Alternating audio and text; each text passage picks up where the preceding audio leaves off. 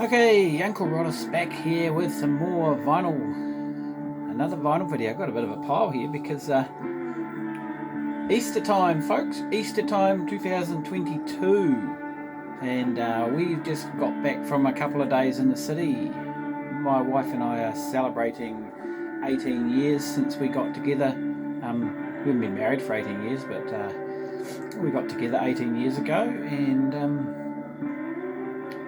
been happily ever after. But yeah, so we spent the weekend in town and got to go to some record shops. We had a bunch of stuff to do on the Saturday while we were in the city, and yeah, got to Penny Lane and got to another little.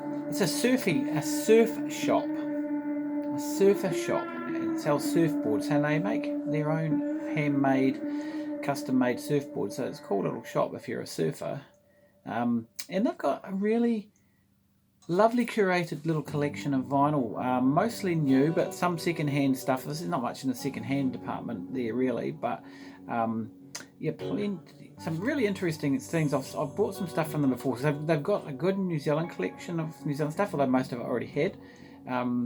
So anyway, in Penny Lane, I picked up now this one here, which is playing behind us in the background.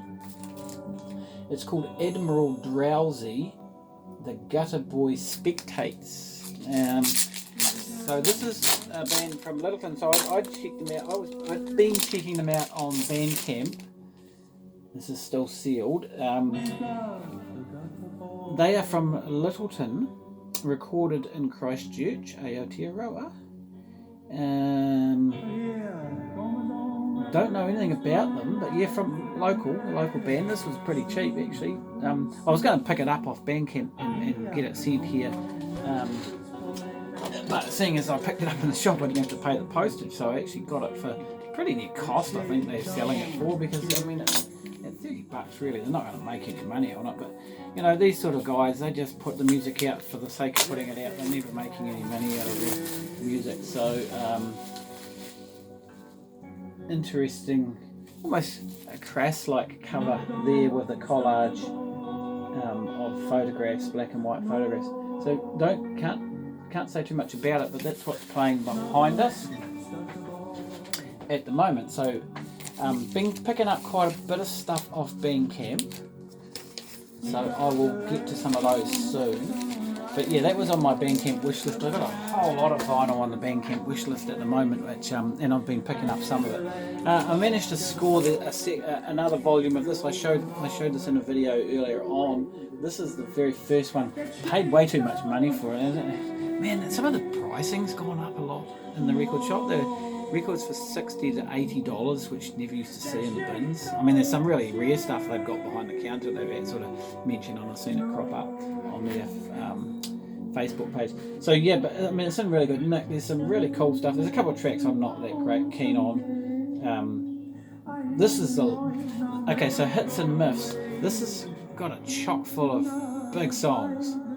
Dragons, April Sun in Cuba, Hello Sailors, Gutter Black, the Be Mine Tonight, the Dudes. This is kind of late 1970s. This came out in 1981. But then on the other side you've got the punk side, and it's got the Swingers and the Spelling Mistakes and Toy Love and the Suburban Reptiles and the Whiz Kids. Now that's pretty cool, the Whiz Kids. I don't think I've got anything else on vinyl by the Whiz Kids, because they didn't record a lot of stuff. Anyway, I picked up the other, I think it was the second volume. I believe there might be 3 of these all up, but this is the first one anyway. So paid a bit more than I would like, but pleased to have that to my New Zealand compilation collection. And then finally at Penny Lane, I finally scored a copy of this. I've been thinking about. I was always going to pick up a copy if I saw it floating around. Cover's in fantastic condition. This was so the La-Di-Das were New Zealand's premier garage band from the 60s, really. This LP, I'm not sure if it's their first or second, and I'm not even sure what year it's come out. I haven't even looked on Discogs yet, but yeah, this is a little bit pricey, and I paid $50 for it, and it's not in the best of condition vinylly, but I'm really pleased to have it. I'll give it a clean up in the machine. I think it'll play alright. It'll be a bit noisy perhaps, but it'll play alright. So yeah, these guys had some fantastic songs and singles out in the late 60s. Like I say, How Is the Air Up There and that sort of stuff. Not familiar, I think, with a lot of these tracks. A lot of them look like cover versions. I Put a Spell on You, Parchment Farm, The Pied Piper, Got My Mojo Working. Obviously pretty blues thing. They went to Australia and they did pretty well over there and recorded several albums back up into the late 70s, early 70s. All pretty hard to get. Not huge price ticket items, but yeah, it can be pricey. Can be a bit more pricier than normal. So, first time I picked them up, I've got a few tracks of them on compilations, but that's the first time I picked up one of their records. Now, really, so in the surfy shop that I was in, and I've been in there a few times over the years, but not for quite a while. My wife was down at a shop called Kiwiana, and she was looking through the second-hand stuff there. There's some pretty cool shit she's into there. They got a lot of vinyl, but never have anything that I'm interested in. How did you get outside, Roots? Hey? How did you get outside? There we go. Leak out. Being disturbed by the dog. There we go. Off you go. But anyway, I was looking through the shop and I saw some records. Do I buy them? I really want to buy those records. I've actually got them on CD. I used to have them on vinyl many years ago. These were brand new sealed reissues, but really good price. So for a really good price, so I could not say no. So I finally got myself another vinyl copy of this after all these years. So, and another reason for picking them up is because it's got the original track listings that I was used to when I had these back in the 80s. When these were huge for me back in the 80s. These are the first of the garage rock, punky, 60s punk records that I got onto, the compilations. I had a shitload of these compilations later on. Rubbles, the Pebbles, the Texas ones. I had shitloads. So fantastic, really looking forward to playing these. So I'm not sure, these are obviously fairly new out. I'm not sure how many times this thing's been reissued in the last few years, but the cover art, someone said on Facebook that they'd buy them just for the cover art, and it is pretty damn good. So volume 1 is a stunner. These are just loaded with tracks that I know so well. So I picked up volume 2 as well. Again, it was all sealed. Brand new, reissue, still on Crypt Records. I'm just so looking forward to listening to these tonight because I love these. I haven't played my CD versions, but like I say, the CDs were they amalgamated some of the volumes. I've got 4 volumes on CD, but it basically went right up to, I think there were 6 volumes all up I had back in the day, because I remember that one of them was a big double LP. But anyway, what I've got here is basically the first 4. So there's volume 3. Little Willie and the Adolescents, Get Out of My Life. The Chantel's Be My Queen. These are great songs. Born Loser, Murray and the Mob. I know all these songs so well. They were thrashed to death when we were, in our early 20s. And finally I picked up volume 4. So I am very happy to have these. Very happy. And now that I've done that, I'm going to have to look out for the other 2. I think it was 2 volumes. I'm pretty sure. I'd like to say I had them all before. Anyway, it's really, really interestingly cool and great records have come out. Just New Zealand. There's a bit of a rush on at the moment, and this one here, man. So these 2 dudes. Now look at the nudie suits there, if you can see that. So Nick, in the name of the record, is Welcome to Sin City. The name of the band is Sin City. That will give you a pretty good idea what this is about. Yeah, this just oozes Burrito Brothers. And this is such a great record. It's been really getting a lot of airtime on the turntable. It's on 112 Records. It's been a couple of years since 112 put anything out, sort of through the pandemic. So they've got 2 releases that have just come out. I'll show the other one in a minute when I get to it. So that has been getting an absolute thrashing around here, and I am enjoying the hell out of it. Roy Montgomery, his 4th record of his series of celebratory releases celebrating his 40th anniversary in the music scene in 2021. This is the last of the 4 cover art. Again, really cool covers, all done by this Trudy Cameron. She's done all 4 volumes. There's some vocals on this, basically 3 tracks per side, so they're fairly long pieces. Yeah, as per usual, these are all really good. So really pleased to get the whole set of these 4 that he had released on Grapefruit Records. Another one I sort of hadn't jumped on, but luckily there was still some available. On the local imprint Island Press Records, this is a guy called Greg Malcolm.